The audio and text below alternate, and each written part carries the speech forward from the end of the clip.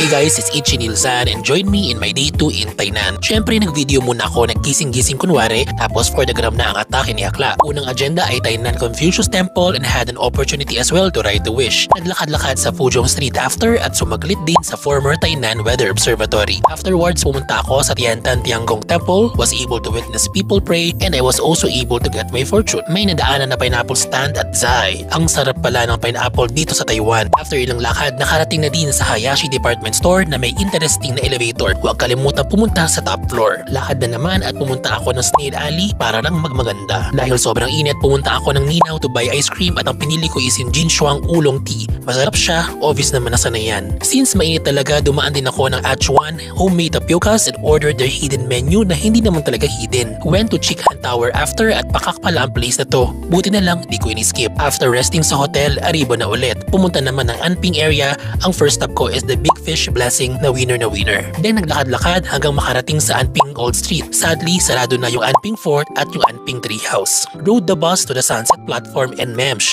Panalong panalo. Then balik na ulit sa Tainan Center, bumili lang ako ng eel pasta dito at napa-oops ako sa sarap and ended my day sa Shenong Street, ganda ng lanterns, like me. Charing!